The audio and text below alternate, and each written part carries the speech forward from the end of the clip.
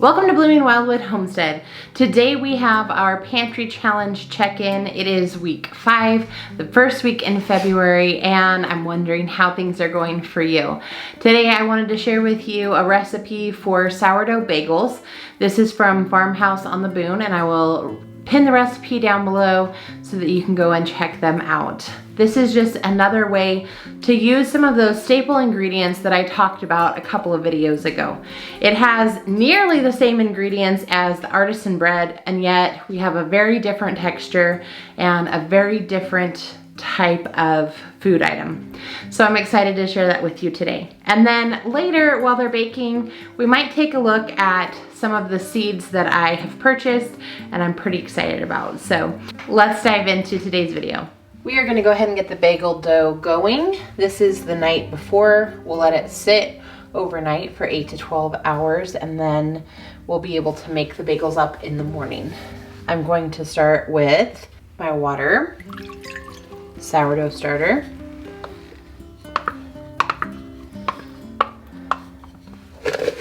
salt,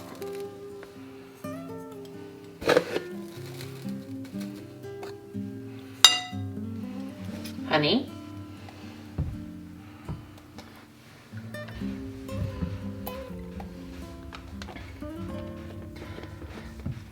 and then we're going to start with half of the flour to begin with, and then after we have mixed everything together, we'll add a little more flour.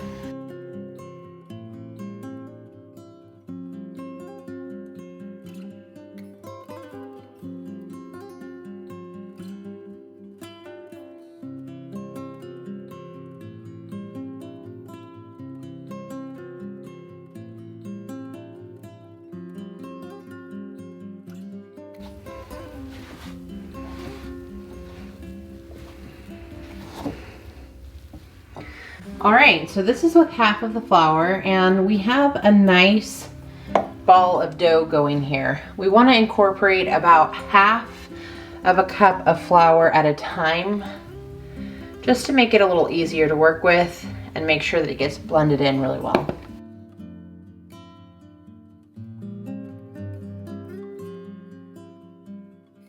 And you can see here, this is starting to get a little bit too stiff for the spoon to be able to do the job. And so start out with some clean hands, and it can just work really well to knead that together, and can be a little easier than trying to work with a spoon. I like to get in there and just kind of work it around this way.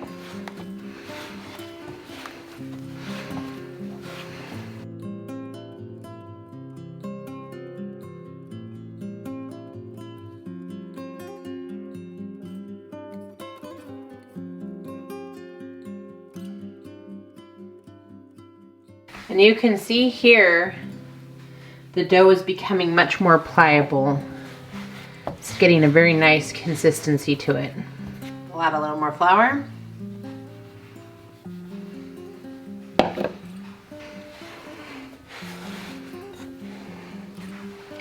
This is getting much harder to mix in. You can see here, much firmer.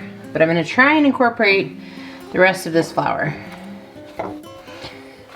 And just when you think you almost have it, you're feeling a little bit of moisture here. Yeah, I could take some more flour in that dough.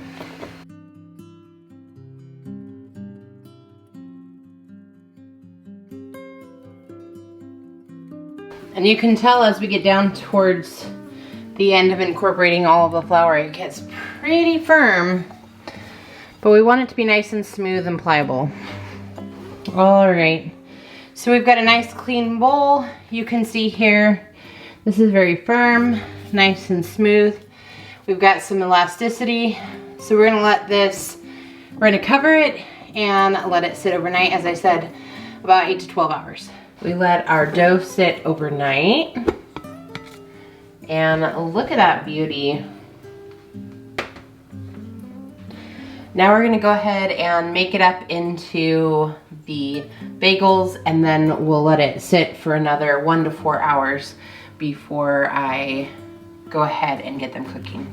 Now, when I've done this before, I used to put flour on the cutting board, but for this particular project, it doesn't seem to need a lot of extra flour. So we're just gonna kind of get our dough together here, and we're gonna cut it into 8 pieces.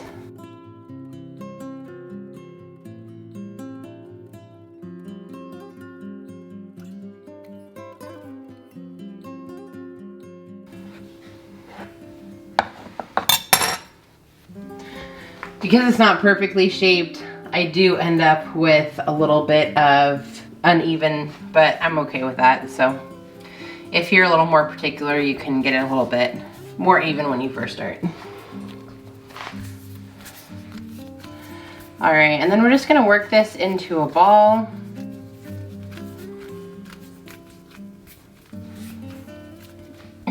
You can see here the consistency, it's just nice and smooth. And once I have it into that ball shape, I'm going to press it out just a little bit. And then we're going to make a hole in the center.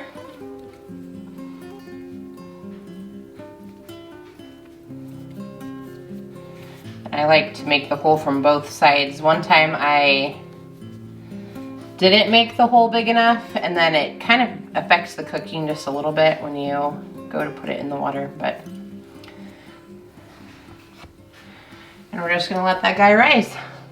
And some of these, as you can see, are a little larger, but they work great for sandwiches or whatnot. All right, there we have our beautiful bagels. They are not exactly the same size, but we're gonna be all right with it for today. I'm gonna cover these with a little bit of saran wrap, and then I'm gonna set them by the stove. It's pretty cool in the kitchen today. So I'm gonna set them by the stove to rise, like I said, for 1 to 4 hours. Usually 2 has been the best amount of time for me, but it just depends on how warm it is and what they look like. So we'll check them at 2 hours and see how they're doing. At about the 2-hour mark, I went ahead and started the water boiling. These guys are now at about 2.5 hours, and I think they've risen up sufficiently. We're gonna go ahead and cook them. We have our boiling water, and to the boiling water I'm going to add a tablespoon of sugar and 1 tablespoon of baking soda. I'm going to place these in upside down. We're going to boil for 1 minute. We're going to flip.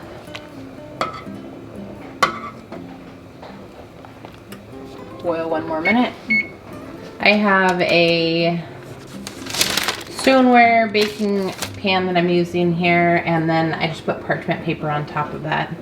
I took these out. I'm just gonna slip them onto the baking sheet. These guys are really slippery. You do have to be careful they don't slip off on you.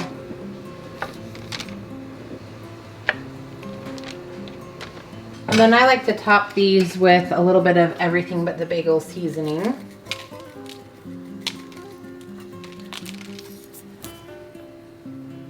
You can get it at Amazon, Trader Joe's. There are probably other similar seasoning mixes as well. Or you could just leave them plain. It's really up to you.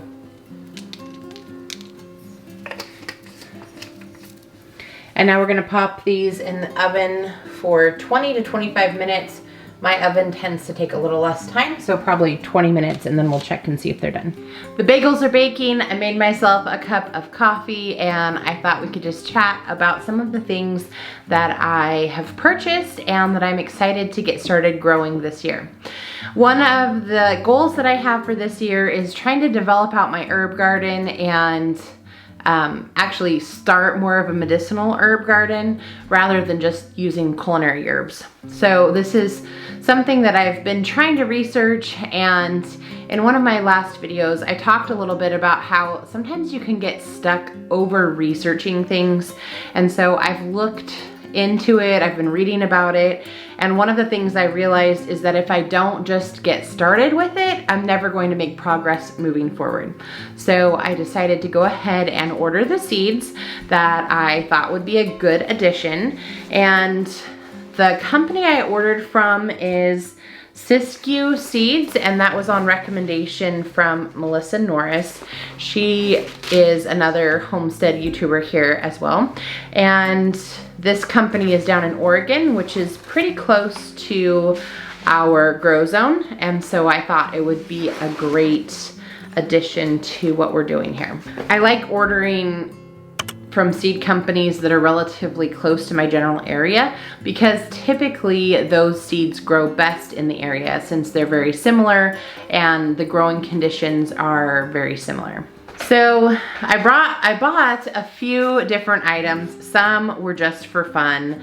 I got some flowers, and I have not done a lot of work starting flowers from seed just because when I tried to do that a couple years ago, it takes up a lot of my light space, and then I don't have the room for the veggies as I'm getting those going.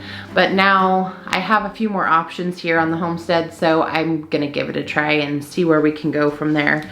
But I got a color palette collection that was the blush mix, and I'll just show you kind of what came in that mixture. Hopefully you can read those. So quite a few different items. I'm hoping some of those will end up being good cut flowers, and maybe I can even dry a few of them so that I can have some of that color throughout the course of the year. And another fun mix of flowers. This one was the salmon collection, salmon rose collection actually. Try to keep everything together here. And here's what came in that collection. So a lot of good things there. And then the main reason for ordering, those were kind of my peripheral purchases. You know how you go to the grocery store and you have your list of items, and if you're not really careful, you get other things besides what you just actually wanted, and that's what those were. What I actually went to this seed company for was the medicinal herb flowers and herbs. So this is the Flowering Medicinals collection, and in this collection we have some of the holy basil, calendula, echinacea, fennel seed, feverfew, hyssop,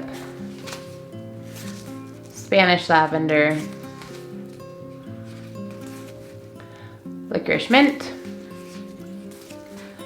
meadowsweet, and vervain, blue vervain. So those were the items that came in the Flowering Medicinals collection. And then off to the side, I ordered some ashwagandha, marshmallow, mullein, and some Dijon mustard. That is not a flowering medicinal, I know that. However, I do enjoy mustard and the flavor of mustard on a lot of different things. And so I thought it would be kind of fun to see if I could get some of the mustard seed and make my own rather than having to purchase that. So I'll let you know when I get that far how that goes. So those were a few of the seeds that I purchased. Now I'm just trying to figure out which items I can go ahead and get started and which items I need to do the cold stratification with.